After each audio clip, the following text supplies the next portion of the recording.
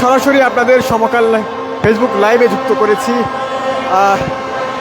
আজ রাত 1টায় বিশ্বকাপের ফাইনালে মুখোমুখি হচ্ছে আর্জেন্টিনা এবং স্পেন, এবং সেই খেলা উপভোগ করতে ঢাকা বিশ্ববিদ্যালয়ের টিএসসি এলাকায়।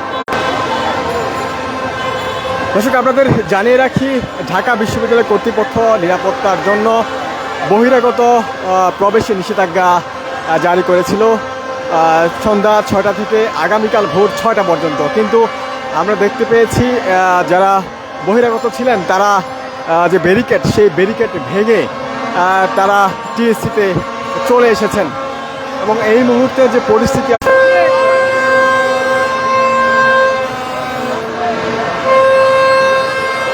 দর্শক, আপনাদের জানিয়ে রাখি, স্পেন এবং আর্জেন্টিনা তারা দুপক্ষই মুখোমুখি হয়েছিল 14 বার, এবং তারা 6টি করে ম্যাচ তারা উভয় পক্ষেই জিতেছে, এবং 2টি ম্যাচ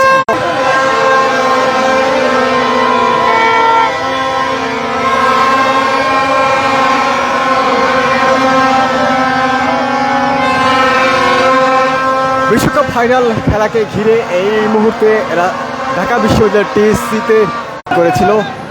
কিন্তু আমরা দেখেছি দর্শকদের যে উপচে পড়া ভিড়, সেই উপচে পড়া ভিড় যে পক্টোরিয়াল বডি তারা সেই উপচে পড়া ভিড় সামাল দিতে পারেনি, এবং বহিরাগতরা তারা ব্যারিকেড ভেঙে টিএসসিতে প্রবেশ করেছে। এই মুহূর্তে ঢাকা বিশ্ববিদ্যালয় এলাকা কানায় কানায় পরিপূর্ণ।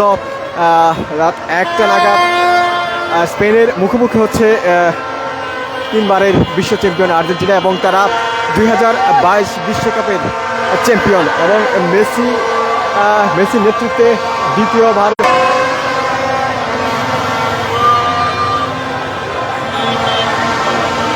বিশ্বকাপের সেমিফাইনালে আর্জেন্টিনা তারা ইংল্যান্ডকে 2-1 গোলে হারিয়ে ফাইনালে উঠেছে। অন্যদিকে স্পেন ফ্রান্সকে হারিয়ে তারা ফাইনালে উঠে এসেছে। এবং আপনাদের জানিয়ে রাখি, স্পেন সর্বশেষ 2010 সালে তারা বিশ্বকাপের চ্যাম্পিয়ন হয়েছিল।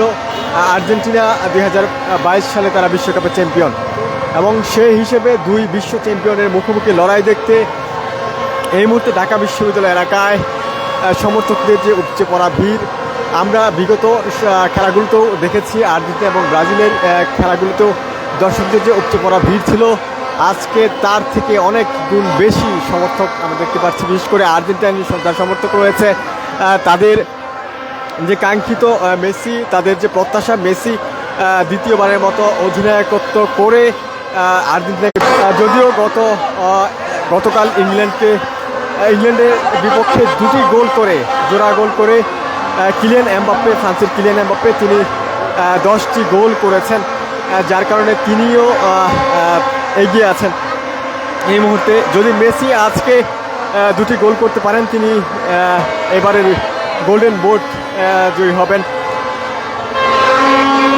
আর্জেন্টিনা বরাবরই দুর্দান্ত খেলে এসেছে, এবং গ্রুপ পর্বে দেখেছি কিংবা নকআউট পর্ব থেকে কোয়ার্টার ফাইনাল সবগুলো ম্যাচেই তারা দুর্দান্ত কামব্যাক করেছে, এবং ইংল্যান্ডের বিপক্ষে তারা প্রথমে গোল হজম করার পরেও তারা দুর্দান্তভাবে কামব্যাক করেছে, এবং 2-1 ব্যবধানে ইংল্যান্ডকে হারিয়ে ফাইনাল নিশ্চিত করেছে, এবং পরপর 2 বার ফাইনালে মুখোমুখি হচ্ছে আর্জেন্টিনা। মেসির সামনে কিন্তু দুর্দান্ত একটি রেকর্ড করার সুযোগ হচ্ছে, এবং এই পর্যন্ত বিশ্বকাপে কেউই অধিনায়কত্ব করে 2 বার বিশ্বকাপ জিততে পারেনি, কিন্তু মেসির সামনে সেই সুযোগটা রয়েছে। এবং আর্জেন্টিনার যে প্লেয়াররা রয়েছেন তারাও দুর্দান্ত ছন্দে রয়েছেন। বিশেষ করে এমিলিয়ানো মার্টিনেজ কথা আলাদা করে বলতে হয়, তিনি কিছু দুর্দান্ত সেভ করেছেন।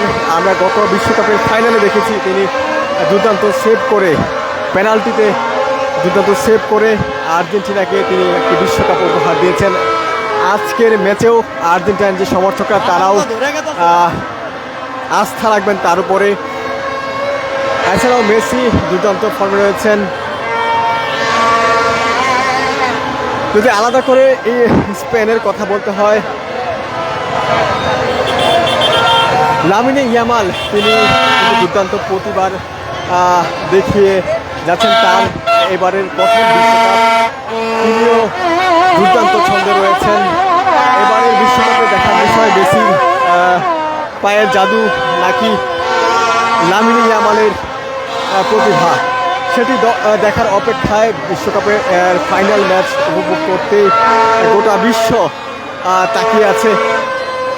আজকে যুক্তরাষ্ট্রের নিউ ইয়র্কের ম্যাটলাইফ স্টেডিয়ামে রাত 1টায় মুখোমুখি হচ্ছে বর্তমান বিশ্ব চ্যাম্পিয়ন আর্জেন্টিনা এবং 2010 বিশ্বকাপ জয়ী স্পেন।